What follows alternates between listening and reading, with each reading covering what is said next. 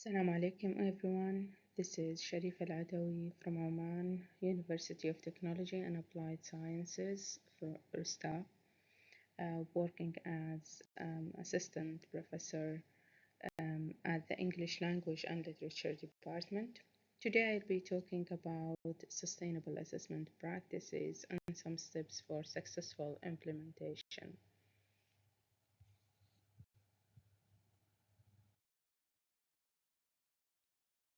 So I'll be talking about the objectives. Why are we talking about sustainable assessment practices? And what sort of assessment practices are not favored or not recommended or shouldn't really happen in the classroom? And then what is the definition of sustainable assessment practices and its features, and how can we implement it in the classroom with easy steps or calculated steps? So the place of assessment today is really well known. Assessment lays at the heart of the educational process. So, highlighting that place of assessment and saying that teaching, learning, and assessment walk hand in hand is really important. And this view has to be like adopted by the policymakers, by the teachers, and by the students. Recent changes in assessment has really highlighted like sustainable assessment practices, the role of the students in the assessment process, self-assessment, peer assessment, for example, and also students' views about assessment is really important. Uh, how do they view assessment? What have they been through in terms of assessment? What have they experienced before? Needs to be really like discussed and placed also, or negotiated and discussed before even like the assessment process start. And also teachers' concerns about have we really been like assessing what needs to be assessed? Have we been aligning these with the learning outcomes and also with the graduate attributes? And also, do the assessment process really have any sort of role in students' retention? Does it attract students or like drives them away? And how about measures of quality? They have been talking about the quality of the program or the educational process and assessment in there, and also the assessment used for accountability purposes at an institutional level. So all of these elements really tells us that assessment is important, and they all need to be like taken into account in the assessment process if we are really going to aim for sustainable assessment practices. Some of the like practices that are not recommended and they are really not good for us as teachers is one of practice where the teachers use the assessment only once without really or it's just to get grades and give it to the students. Also the rushed assessment, like valuing quantity over quality. Some people might think like giving students 10 assessment is better than giving them 5 just because it's more, and also focusing on knowledge rather than skills. No balance, yeah, like in focusing on both. No clear rubric guidelines or criteria because we are experienced teachers, for example, or no feedback, just using the score or the letter grade as feedback. These assessment practices are not favored, they are not good, they do not provide like a full picture about or image about the student's performance at all. Now we are talking about sustainable assessment practices. Sustainable assessment practices has been driven from sustainability in education.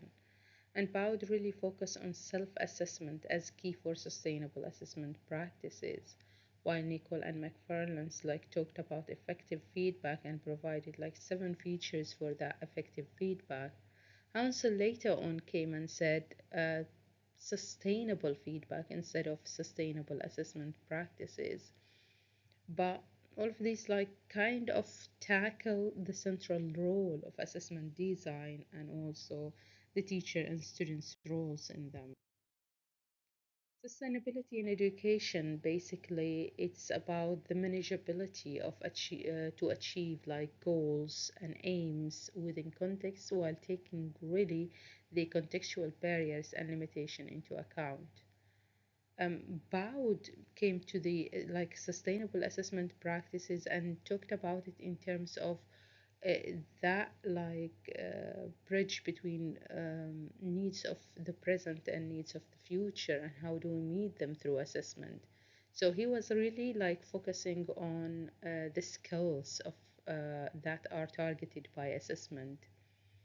And then he like further talked about it like for example, teachers or in teacher preparation program, we are aiming for our students our to like develop that informed judgment, to be reflexive learners of their own performance, and we form them through that to form the future practitioners of future jobs.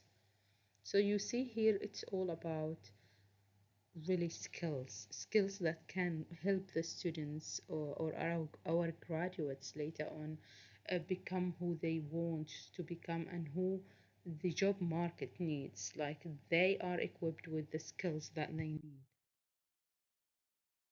So, sustainable feedback in this sense, if we are going to aim for sustainable assessment practices in terms of design, in terms of feedback, in terms of assessment literacy, sustainable feedback should be that feedback which is anticipatory, feed forward, evoking evidence, providing response to the evidence, uses exemplars of good work. They are timely and directly usable.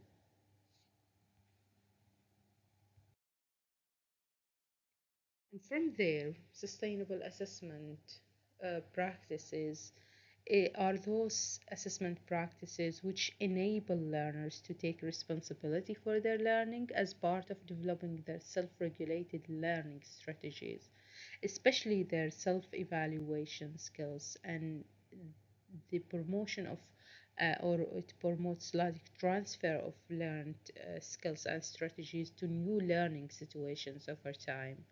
So we can see here the importance of self-regulation learning strategies and how that is promoted through assessment, through the sustainable assessment practices. And of course, one of those like self-regulation learning strategies is the student's self-evaluation skills. And when we come to self regulated learning strategies and shed some light on it, it's kind of the activation of the learner's cognition, behavior, and emotion directed towards achieving goals. And here we can see cognition as like the mental effort, the mental processes that happens, the behavior itself, sort of time management, seeking help, resources available, emotions, and highlighting emotions in here because emotions come like at like with higher price when we talk about assessment, because if students resist assessment, avoid it, then they are not really seeing the value of assessment and not really taking the best out of assessment.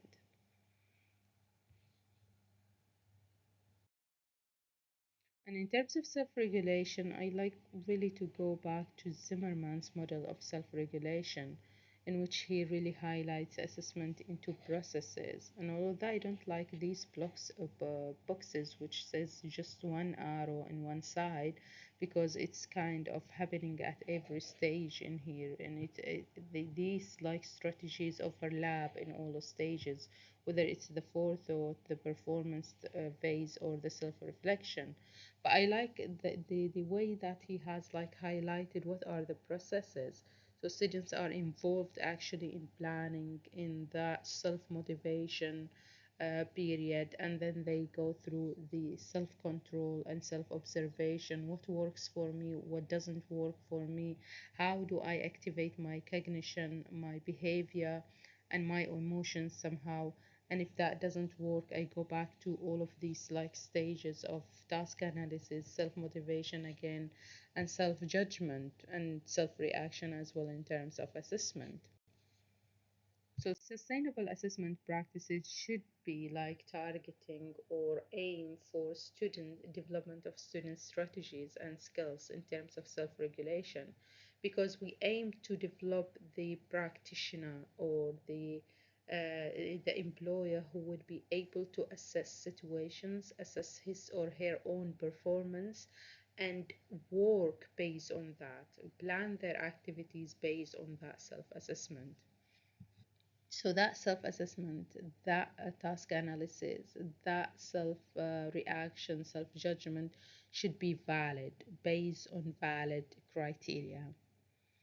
There are certain factors really that affect the development of self-regulated learning strategies and the maintenance, or let's say achievement of sustainable assessment practices. One of them are the personal factors, which goes back to the prior knowledge, learning histories, and that's why students' views of assessment is important. Learning patterns, personality, self-efficacy, motivation, beliefs, and values are really important. We need to discuss those with the students, and from there we design our assessment practices before we even start like the assessment process. And then there are the institutional factors in relation to the infrastructure, to the assessment design itself, to the teaching approach, the support and scaffold the teachers provided, the amount of support and scaffold, and when exactly does it happen, and whether we think about the task or the assessment nature and cognitive design demands, sorry, involved in there. And then we come to the social contextual factors like peer influence. Do we really think about peer influence in assessment? Do we take that as like a good point in terms of implementing like peer assessment? Are there any consequences of assessment like socially in the social context? And thus, there are certain conditions like for successful integration of self-regulated learning strategies and implementation of sustainable assessment practices.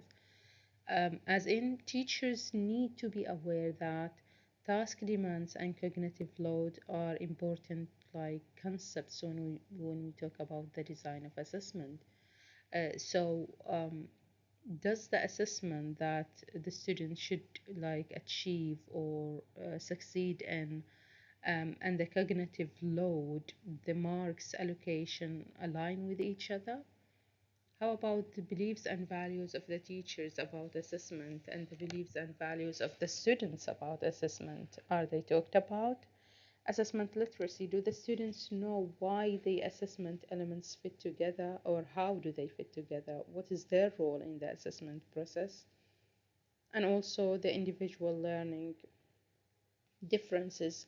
So we do talk about differentiated assessment. We do talk about differentiated assessment, teaching and learning. But do we really implement it in the classroom and how? Like our assessment, does it have differentiated measures in terms of the types of questions, the time allocated for students based on their abilities, and so on? We need to understand that all of these influence learning and assessment as educators. Thus, in order for us to impact on assessment practices and make them like sustainable assessment practices, we need to support really students transition point, and by transition point, what is major in assessment and in every course, that the students need support during like when they have assessment, for example. Do they need extra materials, extra explanation, their peer support? What exactly is needed for the students? And from there, we need really to understand, and the students need to understand that assessment is not just like for accountability purposes, in which, like we say, the majority of the students have achieved the assessment, but actually to tell us what have the students achieved and what they need to focus on for the next period of that semester course. When do we give them like some kind of support and scaffold, and when do we remove it? Because sometimes as teachers we either tend to provide too much scaffold or remove it altogether. um, and then the application of training in self-regulated learning strategies, do we help them with that? And also, what is the value of repeated practice? And repeated practice is important for the students to develop their self regulated learning strategies, and also to have some kind of or to move that practice, that knowledge, that skills that they have learned from the short term memory to the long term memory. So, all of these elements really contribute to sustainable assessment practices, and they are considered important factors, conditions, and practices to really instill the idea of sustainable assessment practices and also implement it successfully into the classroom. So, in terms of sustainable assessment practices, those are the practices that are continuous, gradual, at the right time in the semester, and they do assess transition points in students' learning. They are manageable so that they match or align with the students' abilities and the time and the cognitive load and allocation of marks. They are well designed, well conducted, and well assessed in the process. And by that I mean also we need to look at the assessment from quality assurance, like point. Do we have it monitored? Do we have it reviewed? Do we have it conducted in certain ways? And then we need to focus on knowledge as well as skills. There needs to be clear rubric guidelines and criteria for the students and for the teachers, no matter how long they have been teaching. And also, the feedback itself needs to provide students with information about what they have achieved and how they can achieve what they haven't achieved. Feedback and feed forward. Those are some examples of sustainable or features for sustainable assessment practices. And at the core here, we need to take the students at our center, or it's at the center of the assessment process. Like, how can they develop, or what is their role in the assessment? And self assessment, peer assessment are really key to that role.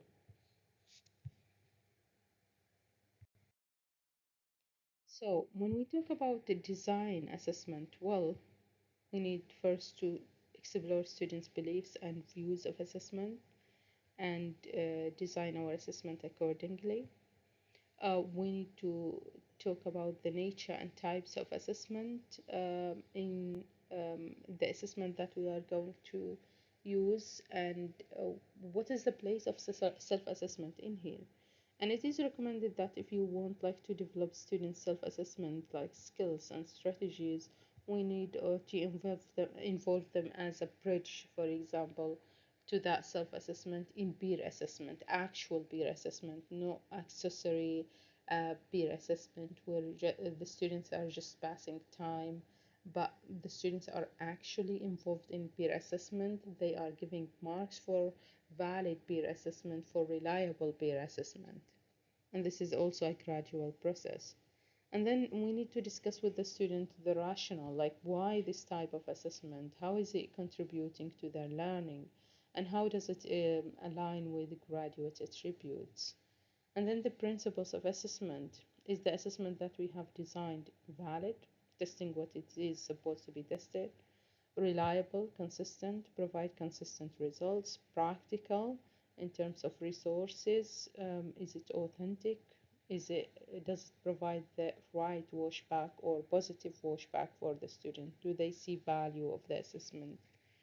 And then the time, when exactly to assess the students. We don't just assess them during the midterm exams because it is the allocated like time for assessing the students.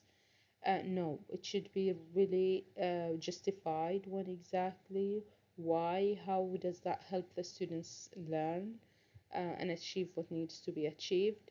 And then the students' role. Are they recipients of assessment or active agents? Do they know that? Why self assessment, and how does peer assessment promote self assessment? And then the cognitive load, do they, for example, need to provide feedback to their peers? And then the cognitive load and the value of assessment. Does the student see the value of assessment? Does the teacher think about the amount of mental effort required in relation to the objective of the assessment and allocation of marks? And then assessment literacy. Do they see the big picture? How does the assessment elements in one course in or in their study fit together and contribute to their learning? The rationale, why are they taking this assessment in particular? Teacher and students' role, understand the assessment is not only done to them as students, but actually they should be actively engaged in there. And then the assessment feedback, when do we provide feedback? Timely feedback, transition points. By whom? Is it provided by the teacher, by the peers, by the student him or herself? How exactly? Oral, written, recorded, individual, group feedback, dialogue, and specific. How exactly? And do the students see, like, why is it different from one to the other? And here I'll stop. Thank you very much for listening. I've talked about sustainable assessment practices, its relation to self-regulated learning strategies, and what exactly need to be thought about in terms of assessment literacy, assessment feedback, and assessment design in order to make our assessment practices sustainable assessment practices. Thank you very much for listening.